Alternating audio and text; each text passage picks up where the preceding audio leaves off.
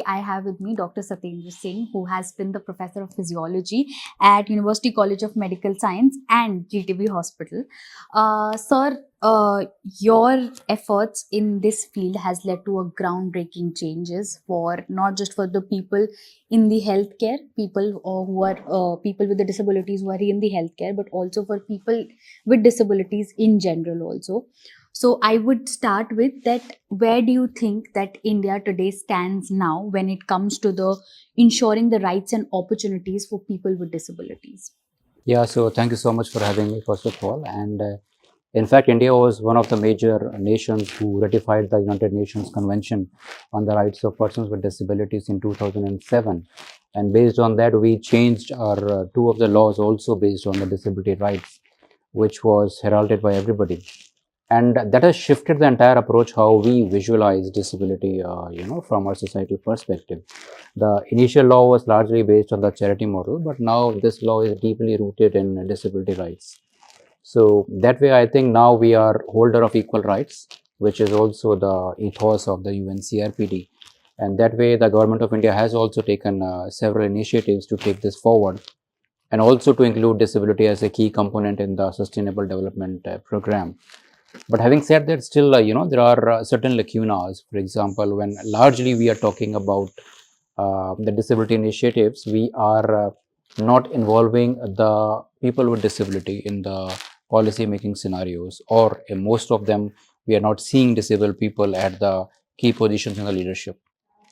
Now, that is the reason why disability largely remains segregated to the Ministry of Social Justice and Empowerment, whereas it is also a key component for the Ministry of Health and Family Welfare. And that's why what we need is basically a synergy between both of these two ministries. I think that is one thing which is lacking, and we can do much better in this area.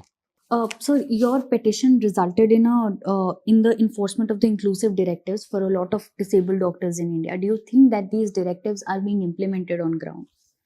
Right, so it was very ironical that, despite completing MBBS and then specialization, doctors with disabilities had to go through this entire situation where they have to knock the doors of the courts. My petition resulted in opening of around 1,674 posts for health professionals with disabilities. But now again, what we are seeing is that, there is slightly, we are seeing more different type of disabilities now getting positions where in either dentistry or nursing, as well as medical field also.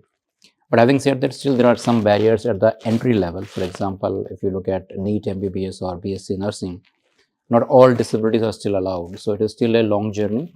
But having said that, I am thankful to the Honorable Supreme Court of India, because in some of the decisions, they have actually involved me in declaring the future of a few learners with disabilities. And that has changed the momentum again, because the Honorable Apex Court has asked National Medical Commission to once again revise its guidelines and make it more inclusive, as we are seeing in outside India. So I think that's a new situation, win-win situation, and we would see more learners with disabilities thriving in health professionals. I would also like to let our audience also know that it was his RTI that revealed that the disabled individuals were excluded from the CHC post, and then later his relentless efforts, and after speaking to the health minister, these posts were open for the disabled individuals in 2015. I'm right, sir? It was in 2015. Sir, a lot of this also comes from your personal experiences, right? I would also like to know that were there, when you were actually fighting for all these rights, right? Were there any institutional challenges for you from the healthcare itself? Well, there were actually, to be honest, in the beginning when I was doing my MBBS and later MD, because our curriculum is such that it is heavily based on the medical model of disability. So in fact, I found that I am the part of the problem, because there was a curriculum that disability is considered something we need to fix the individual. On the contrary, when I came to Delhi, when I read about my rights, read UNCRPD, I got to know that the barriers exist in the society, and there was a reason why I rooted for the change of curriculum, and that's why, based on my judicial advocacy, again, disability rights were included as mandatory disability competencies in 2019 in the new National Medical Commission curriculum. So that way, now the things which I internally evaluate, the things which were led me to question my competence. In other words, what we call as internalized ableisms are no more there in the new curriculum. And that is an important thing, because many times when we are talking about the health equity for patients with disabilities or clients with disabilities, many times we don't understand that there is a gap which we need to bridge, and these can be bridged when we talk about the newer developments like assistive technology for people with disabilities. Road traffic injury is so common. Delhi is the road traffic capital of India, which led to more people with persons becoming part of the disability category. And many times these various impairments can be taken care of when we are having the knowledge of assistive technologies and prosthesis and orthosis. So much can be done in this field. So this is how, when we are including the disability rights into the curriculum also, the future medical doctors are more inclusive, and they will consider patients also. They will diverse set of problems which they are facing, because many times during my MBBS I had no chance to look at people with invisible disabilities like autism, like Down syndromes. So that is why it is important to have the lived experience, as you rightly said. How my lived experience shaped my identity, because I realized that because of my lived experience of having a disability, I am a little bit more compassionate towards people who are chronically ill, or people who are disabled, or people who are towards the end of life care. Sir, also, like, what do you think, like, even today? If I remember when you were speaking in the morning, you talked about the issue of this accessibility. If you could just tell a little bit more about that, even today, how in the hospitals, even with the drugs that we were talking about, how this issue of accessibility is still prevalent, like, even today, with such advancement of technology. Right. So we are in now in 2024. Accessible India campaign is already there, but still, unfortunately, what we see is that in the most of the medical colleges in the country, we only see ramps outside emergency, but we don't see accessible toilets inside the premises of the hospital. Having said that, it is not only about people with mobility impairments, but think about the patients with visual disability, blind people, those who are having low vision, or for that matter, our senior citizens with diminished eyesight. Now, none of the medications which are there do they have QR codes on their cover.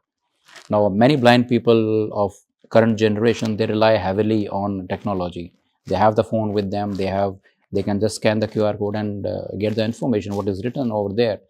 But think about people who are dependent upon essential drugs, right? And you will not find any QR code on these essential life-saving medications. So this is a very, very small thing, but unfortunately, these have not caught the attention of the policymakers till now. So a huge barrier exists. And so, like, moving ahead with this technology, also, how do you think that what is the big major challenge for you? You think that there is at this point of time in making these healthcare facilities available for the. Right. So technology is available, but the thing is that we are not using technology, when I say from the perspective of universal design.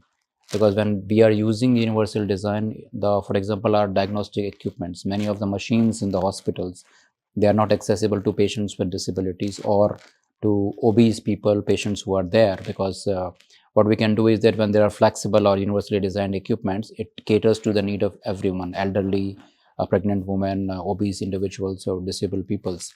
Having said that, again, this is the era of artificial intelligence, and one of the important thing is that when we are talking about data, largely we need to see that the data is actually being developed by people without disabilities, and that is why it is important to talk about what people call as disability data justice. And that is again one of the lacking point in the governance, because you look at the budgets every year in the February, and we never see disaggregated data for disability. And when we do not have that data, what happens is that policies are not made. And very recently, what we saw was that in the National Health Survey, key questions on disability were being omitted out. So what happens is that we do not have that particular data, because if you look at the World Health Organization's report, 1 in 6 experience disability, 16%.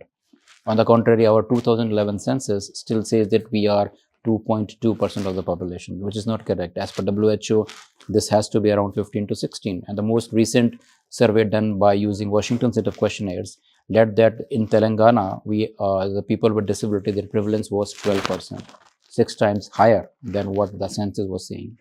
Yeah. Uh, Sir, also, I the fact that the AI AI is also a factor now. How do you think that the AI, how is it going to help, or is it going to pose a challenge in accessing these facilities for the disabled people, individual basis? AI is definitely, will help a lot of people with disabilities largely. For example, when they are facing various grievances, this is something which can be very handy. But I think the major issues is about the issue of disability justice and ethics. Because when we're talking about ethics, many a times we are only talking about AI in routine case scenarios. But when we are talking about individuals with, visual disability or those having mental illnesses, when we are generating that data, inadvertently, what are the ways by which we are protecting the identity of those individuals? What are the ethical framework for that? So that is one area, very key area where I think researchers who are developing their data have a greater responsibility to be wary of and to be aware of. So, are there any projects or any technology development that excites you in their potential to empower people with disability? Yeah, I think one of the most important, fascinating thing is that now there are some trials of exoskeleton.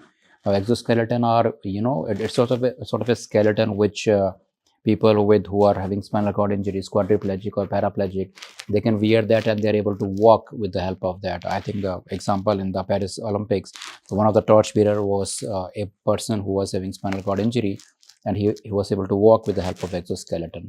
So there is a ray of hope for those who are acquiring disabilities, and I think it would be a game changer. Having said that, also bionic arms for individuals who are having, amputated hands and all that is again a game changer.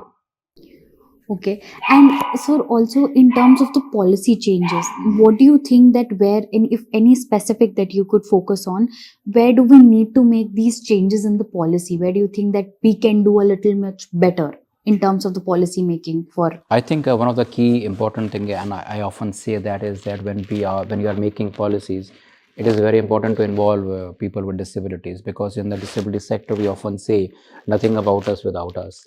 And again, this is important because now we have 21 disabilities in our law. So all disabilities must be represented; their voices must be heard. The second thing is that we have a very potent law in the form of RPD Act 2016. But having said that, we have still not, changed our national policy on disability. It is still stuck at the older one. So that is one area. And again, there are a few laws like National Trust, which needs to be revamped in line with the UNCRPD. So that's the challenge for the Ministry of Social Justice and Empowerment. But when they are revising that, it is very important that the voices from the disability sector are included. Otherwise, we will be left behind. A research your research paper was published, but the need of the medical education system to integrate disability basically. Right. Could you elaborate a little bit on it, on the exclusion and the inclusion now basically? Right. So after 2 decades, the National Medical Commission changed the entire curriculum into competency-based curriculum in 2019. And that time, again, it was heavily, as I said earlier, focused on the medical model of disability. So what we did was that with the University of Chicago, we made 27 disability competencies, which were rooted in rights. And then I followed it up with judicial advocacy. And in 2019, 8 of these competencies were included into the new CBME curriculum as a mandatory part of the component. In fact, this was something which was heralded by United States also, because they also wrote to the LCME and ACGME that they need to have disability competency as a mandatory part. Even last year also, after the culmination of G20 at the United Nations General Assembly, India was heralded for having disability rights as a mandatory component into the curriculum. However, strangely, the National Medical Commission, out of the blue, they decided to remove these 7 hours of 8 disability competencies this year. And along with that, what they did was also they reintroduced problematic content related to the LGBTQIA plus community. And after that time, there was this cross-movement solidarity between both the disability groups and the queer groups, which forced the National Medical Commission to take back the curriculum and revise the controversial queer competencies. But unfortunately, they did not reintroduce disability competencies. So again, it's a new challenge, and that's what we have written. And today itself, on the International Day of Persons with Disabilities, the Lancet Regional Southeast Asia has published our commentary on why it is needed that disability competencies and the transformative competencies must be part of the medical curriculum. So that was what my research was all about. And I hope that the people at the National Medical Commission will read it and change their mindset. Okay, so my last question to you is that do you think that today we are at a stage where an individual, where a disabled individual would not have to go through the same challenges that you did uh, a while back? It depends. It varies also because my lived experience of disability is largely from the field of locomotor disability, and of course it would be unethical to compare that with someone who is a blind person or somebody who is having a hemophilia or thalassemia who has to go multiple times for blood transfusion. But having said that, still one thing which has changed is that earlier there was there was less information available. Thanks to the advent of technology, that we get the information very handy these days.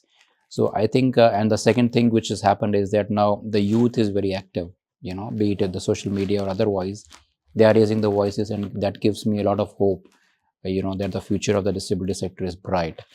And thanks to the RTI also, people are using that as a very effective tool to gather data, asking questions in the parliament and forcing the government to make those changes and bring policy reforms. Thank you so much, sir, for speaking to me. Like you said, I think we'll end on this note that a lot of progress has been made, but it's still a very long way to go. Thank you so much for speaking to us and to our audience for joining us today. Thank you so much.